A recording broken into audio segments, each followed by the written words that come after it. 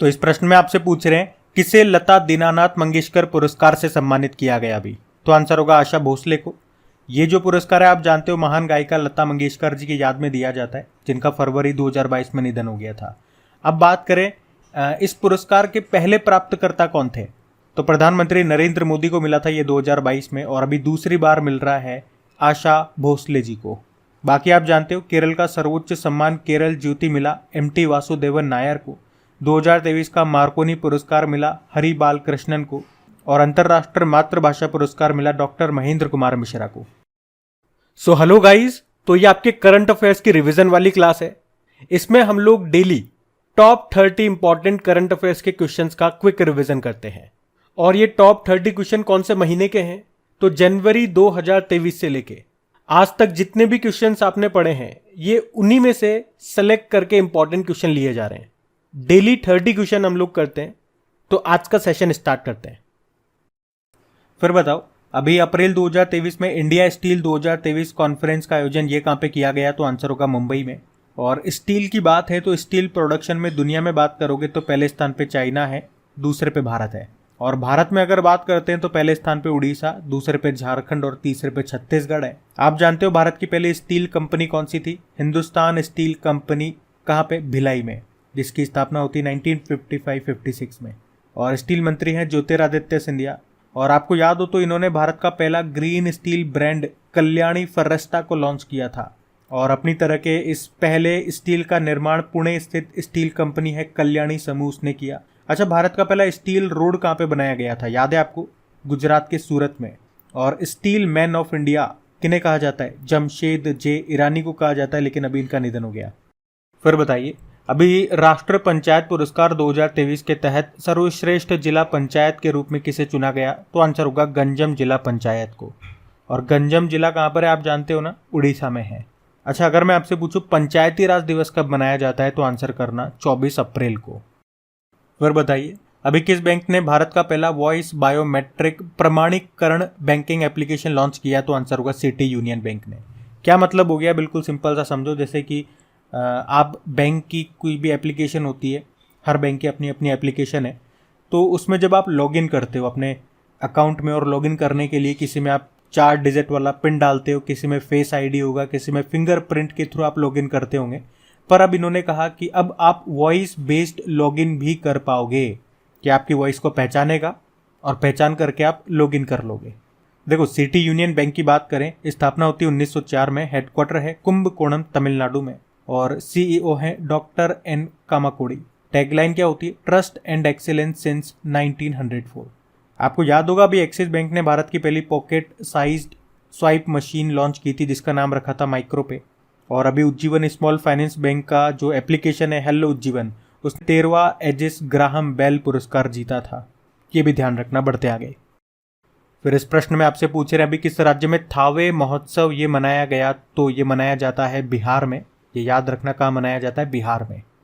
फिर आपसे पूछ रहे हैं कि 2023 में इंटर कॉन्टिनेंटल कप की मेजबानी ये किस शहर ने की, तो आंसर होगा भुवनेश्वर।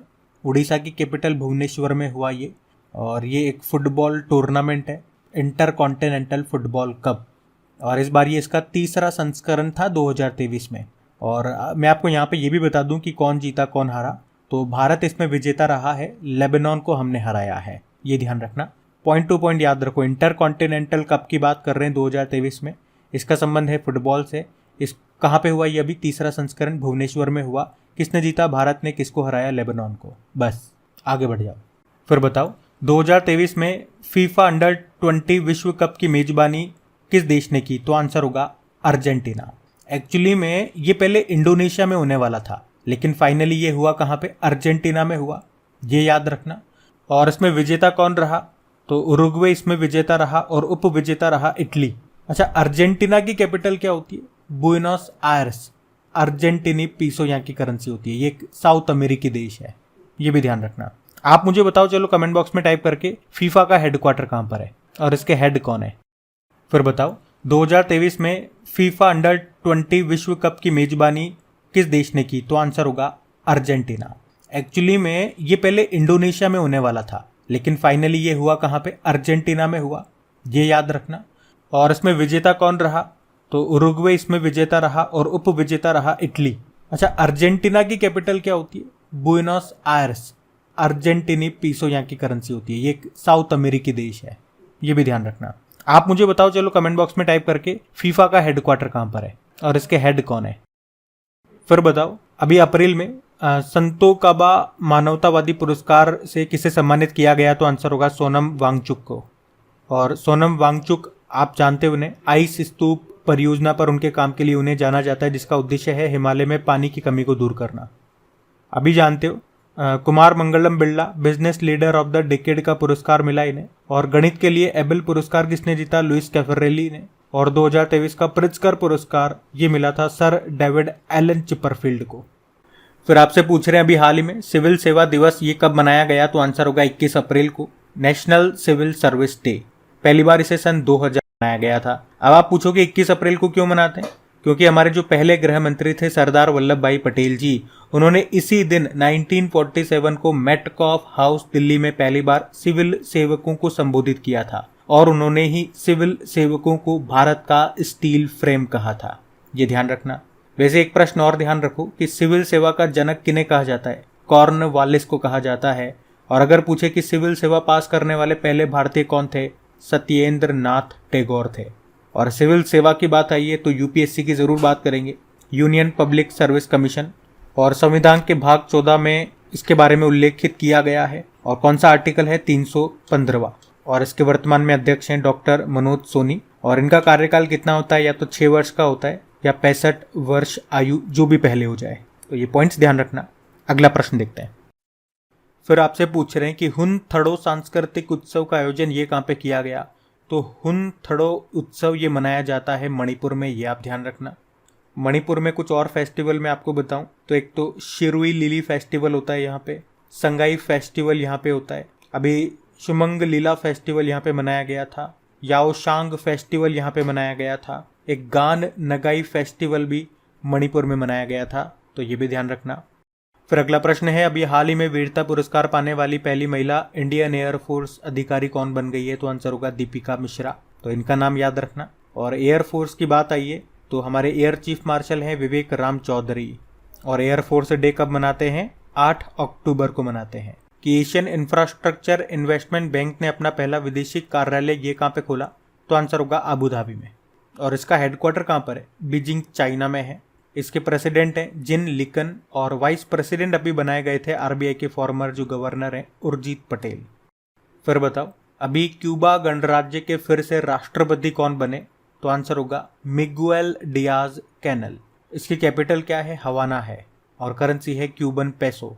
बाकी अभी कतर के प्रधानमंत्री बने थे शेख मोहम्मद, नाइजीरिया के प्रेसिडेंट बने बोला टिनुबू और चेक रिपब्लिक के प्रेसिडेंट बने पेट्र पावेल। ये न्यूज में थे सारे, इनको ध्यान रखना। फिर बताओ विश्व पृथ्वी दिवस कब मनाया गया? तो आंसर होगा 22 अप्रैल को। तो हर साल 22 अप्रैल को ये वर्ल्ड अर्थ डे के रूप में मनाते हैं, ध्यान रखना। और इस बार की थीम है इन्वेस्ट इन अवर प्लेनेट। अच्छा, आपको याद है एक वाटर डे भी होता है, वो हम 22 मार्च को मनाते हैं, वर्ल्ड वाटर डे। अर्थ डे तो 22 अप्रैल हो गया। और एक बायोडाइवर्सिटी डे होता है, जैव विविधता दिवस, वो 22 मई को मनाते हैं। तो ये 22 की टिकड़ी है, लगातार तीनों महीने में ये 22 तारीख को ये दिन होते हैं। तो इनको ऐसे ही याद रखना, वाटर डे, अर्थ डे और बायोडाइवर्सिटी डे। और अगर आपसे पूछे ना कि यूनाइटेड नेशन एनवायरनमेंट प्रोग्राम ने champions of the earth award किसे दिया था 2022 का?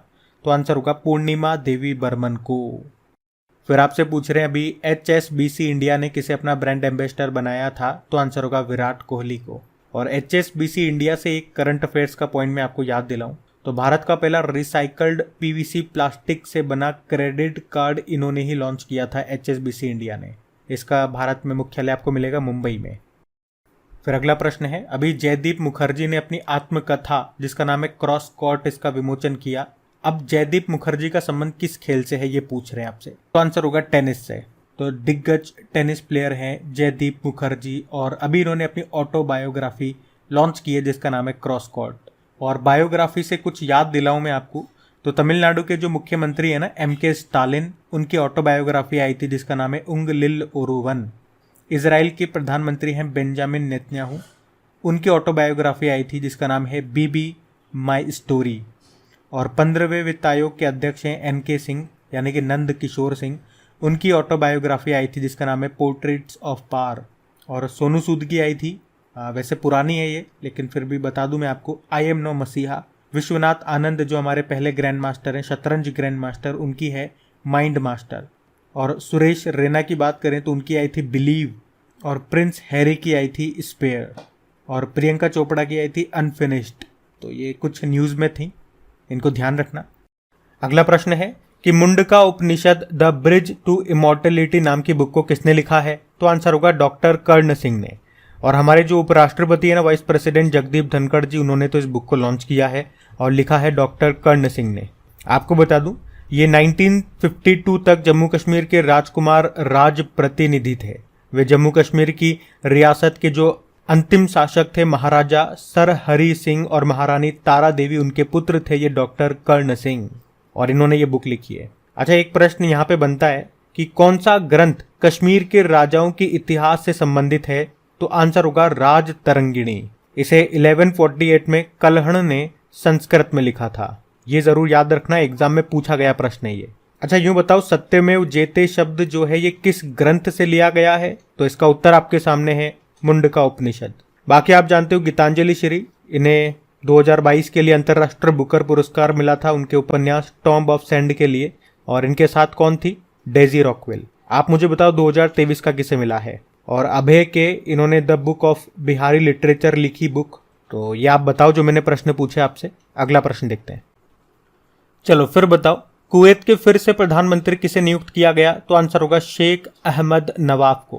कुवैत की कैपिटल होती है कुवैत सिटी और करेंसी है कुवैती दिनार। अभी मोहम्मद शाहबुद्दीन ये बांग्लादेश के प्रेसिडेंट बने थे और शेख मोहम्मद ये कतर के प्रधानमंत्री बने थे। फिर बताओ, अभी 5वां आसियान भारत व्यापार सम्मेलन 2023 ये कहाँ पे हुआ था? तो ये हुआ था कुआलालंपुर मलेशिया में। तो मलेशिया की कैपिटल है कुआलालंपुर, वहीं पे हुआ था ये इसी साल। आसियान की बात करते हैं, इसका फुल फॉर्म होता है association of south east Asian nation. स्थापना होती है 1967 में और मुख्यालय इसका जकार्ता इंडोनेशिया में है। इसमें सदस्य देश 10 हैं। क्या भारत भी इसका सदस्य है? तो आंसर होगा नहीं। अच्छा, वैसे अभी इसका नवीनतम सदस्य देश कौन सा बन गया ये जरूर याद रखना, 11वें नंबर का बन चुका है। उसका नाम है तिमोर लेस्ते। तो मैं आपको सारे कंट्रीज, मेंबर कंट्रीज एक बार बताऊं तो इंडोनेशिया हो गया, मलेशिया हो गया, Philippines, Singapore, Thailand, Brunei, Laos, Myanmar, Cambodia, Vietnam और अब बन गया तिमोर लेस्ते। और याद रखना 2023 में इसकी अध्यक्षता कर रहा है कौन? इंडोनेशिया भी इसकी समिट हुई थी जकार्ता इंडोनेशिया में ही, ये जरूर याद रखना। चलो फिर बताओ, विश्व किडनी दिवस कब मनाया जाता है? तो आंसर होगा 9 मार्च को।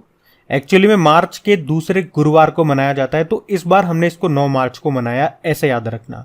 और आपको पता है पृथ्वी की किडनी किसे कहा जाता है? वेटलैंड्स को, रामसर स्थलों को। जबकि पृथ्वी के फेफड़े हम किसे कहते हैं? अमेजन वर्षा वनों को।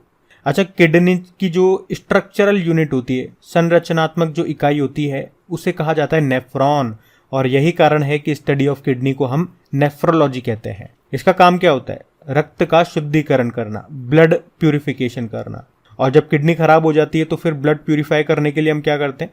ब्लड को बाहर निकालते हैं, फिर उसे शुद्ध करते हैं और फिर वापस डालते हैं, और उसी को हम डायलिसिस करना कहते हैं। और किडनी के ऊपर एक ग्रंथि भी पाई जाती है जिसे एड्रिनल ग्रंथि कहा जाता है। और यहाँ से भी एक साइंस का प्रश्न बनता है कि यहाँ से एक हार्मोन निकलता है, उसे फाइट एंड फ्लाइट हार्मोन, लड़ो और भागो, या फिर इमरजेंसी हार्मोन भी कहते हैं। ये प्रश्न भी पूछा जाता है एग्जाम में, ध्यान रखना, इंपॉर्टेंट है ये। चलो फिर बताओ, अभी हाल ही में बिम्स्टेक की 19वीं मंत्री स्तरीय बैठक की अध्यक्षता ये किस देश ने की? तो आंसर होगा थाईलैंड। और बिम्स्टेक की यहाँ पे बात करें तो बिम्स्टेक मतलब bay of Bengal initiative for multi sectoral technical and economic corporation. स्थापना इसकी होती है 1997 में। हेडक्वार्टर है ढाका, बांग्लादेश में। और इसके 7 एशियाई सदस्य देश हैं, बांग्लादेश, भूटान, इंडिया, म्यांमार, नेपाल, श्रीलंका और थाईलैंड। और इस बार थाईलैंड ही इसकी अध्यक्षता कर रहा है, ये ध्यान रखना। अगला प्रश्न है कि अभी न्यूयॉर्क कोर्ट में पहले भारतीय अमेरिकी जज कौन बने? तो आंसर होगा अरुण सुब्रमण्यम। तो अरुण सुब्रमण्यम ये न्यूयॉर्क में मैनहट्टन फेडरल डिस्ट्रिक्ट कोर्ट के पहले भारतीय अमेरिकी जज बने हैं। इसी तरह से आपको याद होगा अरुणा मिलर का नाम, मैरीलैंड में लेफ्टिनेंट गवर्नर का पद संभालने वाली पहली भारतीय अमेरिकी बनी थी ये। और सुष्मिता शुक्ला ये फेडरल रिजर्व बैंक की पहली महिला उपाध्यक्ष बनी थी। और मनप्रीत मोनिका सिंह ये अमेरिका में पहली महिला सिख न्यायाधीश बनी थी। फिर आपसे पूछ रहे हैं अभी किस राज्य में याओशांग उत्सव मनाया गया, तो आंसर होगा मणिपुर में। इसे याओशांग भी बोलते हैं या योसांग भी बोलते हैं। ये मणिपुर के मुख्य त्योहारों में से एक है और ये त्योहार आमतौर पर होली के समय के आसपास मनाया जाता है। मणिपुर की कैपिटल इम्फाल है, मुख्यमंत्री हैं एन बीरेन सिंह और यहाँ के गवर्नर है अनुसुईया उइके। और जो काबुल लामजाओ नेशनल पार्क है वो भी आपको मणिपुर में मिलेगा, जो कि पूरी दुनिया का एकमात्र तैरता हुआ नेशनल पार्क है।